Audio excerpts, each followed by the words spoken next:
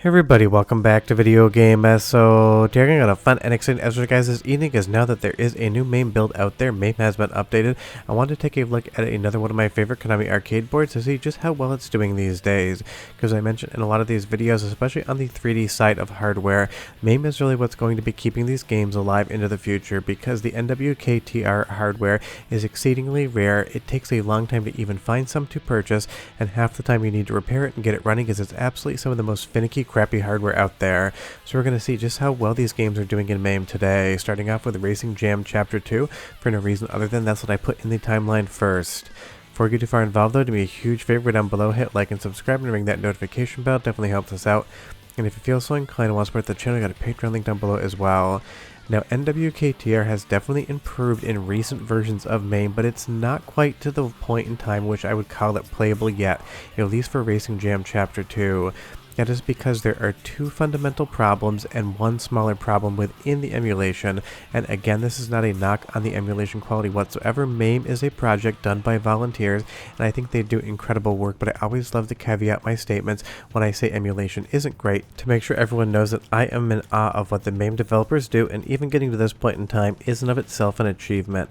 Now, as far as the two fundamental problems as far as Racing Jam Chapter 2 are concerned is one, the speed and pacing is absolutely all over the board. Sometimes this game is running at full speed, then it seems to drop down to be running at half the frame rate and half the internal game speed. You will see in the footage, sometimes this thing is absolutely cranking out 60 frames per second, but right here it absolutely just dips down, seeming like the game is running at half speed in engine. So it seems like there's a large frame pacing issue in Racing Jam Chapter 2 that just causes it to be a very strange experience. Secondarily, as far as the analog inputs are concerned, a lot of Konami games have recently gotten fixes. MAME .274 gave us a lot on the overall GTI Club class hardware and analog input, but there's something going on with NWK-TR and Racing Jam Chapter 2 where the analog just seems to be so overly sensitive. If you watch the motion and cadence of the car, when I even try to put in slight inputs, it seems like the car is almost turning at like a 45-degree angle. Sure, you can get some drifts off, and sure, it's not the worst thing in the world, but as far as Racing Jam Chapter 2 is concerned, it kind of fights you on the control scheme, which unfortunately isn't going to be very good whatsoever. It also has one other major issue, and you'll see it right here. The game will definitely freeze on that one course every once in a while. It's not going to be hyper consistent, but maybe 1 out of every 4 races, once you see the final lap pop up, that is where the game is going to freeze, unfortunately. There really isn't anything you can do about that. Now, it used to freeze a lot more, and even getting to the final lap would be quite difficult, but it's still a situation where, at least on that one course, freezing is going to be relatively consistent, maybe a little bit under a coin flip, but obviously if you're going to sit down and try to play a game, having that coin flip status as to whether or not you can complete a race based on freezing isn't going to be something that's going to go into the realm of playability. So I would say Racing Jam Chapter 2 is definitely experienceable, but I wouldn't say that every single course is playable. Now, the other courses in the game, outside of the one that just froze, you can get through those every single time, and I've never experienced a freeze on them. So I really don't have any idea what's going on with that one particular course as to why it has a freeze. It must be using some call to either the CPU or the GPUs to have that actually happen. And interestingly enough, Racing Jam Chapter 2 was an upgrade compared to the original game. So this course right here is going to appear in both games, and interestingly, it performs worse in Racing Jam Chapter 2 than it does in the original ROM release. So there must be something going on in code either on the PowerPC side of things or the 3DFX Voodoo side of things that is just giving this game a little bit more of an issue. Now, I'm going to give you an audio sample. The audio is working, but it loves to repeat itself. It's not going to be anything that hurts your ears whatsoever, but you do need to hear it to understand what's going on with the audio on NWK-TR. So I'll give you 45 seconds. Go ahead and listen. You'll be able to tell pretty quickly what isn't working here and what is. But here comes the music, and see if you can understand what's wrong.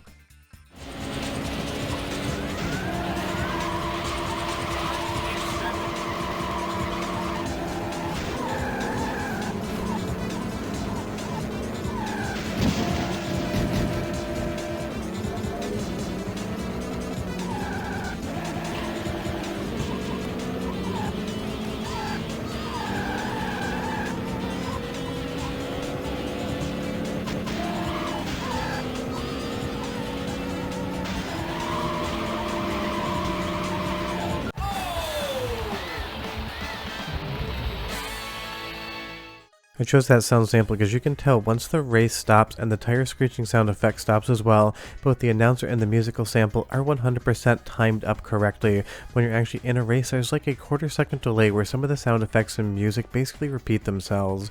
Now moving over to a game that is very, very close to arcade perfect, this is Thrill Drive, one of my favorite Konami racing games of all time. If you're wondering how I can basically tell whether or not these should be functioning correctly, and if they are, that is because I own the entire run of Racing Jam Chapter 2, Racing Jam, and Thrill Drive on NWK-TR motherboards. I love collecting Konami 3D arcade hardware. It really has been the primary focus of my arcade collecting outside of prototypes and other weird things, so I have played all of these games on original hardware, so I'm able to understand exactly what is and isn't functioning and get a feel for the controls as well as the motion cadence and the graphics, and expect to see some real captures of these soon. I'm just working on a better capture situation because these can kind of throw up a little bit of weirdness and drop signals every once in a while, which is driving me insane. But moving into Thrill Drive, this one definitely is playable. It's going to have some slight issues, and I'm sure one will be apparent pretty quickly, but for the most part you can just sit down and play this game from start to finish like you would on real hardware. But the big glaring issue right now is that rear view mirror does absolutely nothing, and that is because NWK-TR basically used two 3DFX Voodoo boards in SLI mode back in the day when you would hook up two graphics cards to basically draw different parts of the screen or alternating frames. The second GPU board handles that rear view mirror up top, and it is not drawing anything whatsoever, and that is because it really isn't implemented in the core. Now honestly, the rear view mirror is completely not necessary to enjoy this game, to sit down to play it and to have fun. As far as the frame rate is concerned, it's running exactly like it would on real hardware, so long as you have a fast enough CPU to run it at that full speed. The results I get are not always the results everyone else gets, depends on what CPU you have going, and just so you know, I'm on a 12900K overclocked to 5.4 GHz on a water cooler, so I definitely have some extra horsepower to spare. If you try to run this thing on a 6th generation old i5, you might not see the same results. But the graphics here are correct, the gameplay is good, the analog inputs as far as the steering are correct as well, and you can just sit down and play Racing Jam from start to finish. And if one of the three games is going to be the one that I can say you can enjoy today, I'm so glad it is Thrill Drive, because I consider this to be one of the best hidden gem racing games of all time, and it is my favorite of the three games on the NWK-TR. And that's not to say Racing Jam and Racing Jam Chapter 2 are bad games. Thrill Drive just has absolutely everything I need, and it is working great here. And the best part is all of the analog inputs seem to be totally fine, so if you end up crashing, that is because you screwed up and not because the game was fighting you on the control inputs. And now it's soundtrack sample number 2 time, and hear the complete difference in Thrill Drive compared to Racing Jam Chapter 2, and you'll understand the difference between improper audio emulation and proper audio emulation. But enjoy!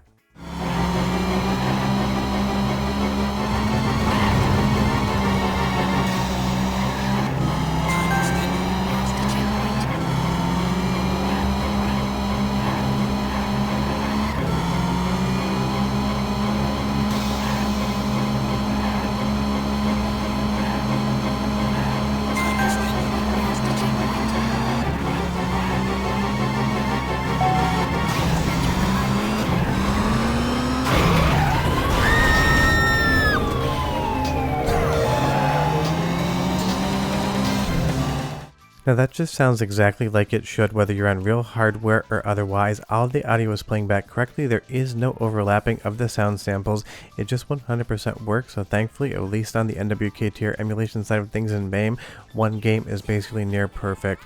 Now moving back to Racing Jam, but the original game in this series, not Racing Jam Chapter 2, this one is kind of a mixed bag. Sometimes it is absolutely running what seems like way too fast compared to real hardware, other times it's running at the exact speed you would expect it to, and then again it's going to slow down to almost half speed. Not as much as Racing Jam Chapter 2, and it's definitely not going to have any freezing issues whatsoever, but it's still kind of a question mark as to whether or not I would deem this one playable. But I do love that they have a legacy wagon in the game, not souped up, just your standard grocery getter from the 90s. And I grew up in Vermont, and let me tell you, every third car on the road there is a Subaru something or other, so I just love seeing this game and having that car included. And you'll see here everything starts off full speed, but watch the motion cadence. You're going to start seeing right around now it is dipping down when you start to actually drift, and I feel like it might have something to do with the sound emulation here. When there's something going on screen, especially in the drifts, the game will definitely drop frames, and it really seems like it's actually just dividing them by 2 and having them.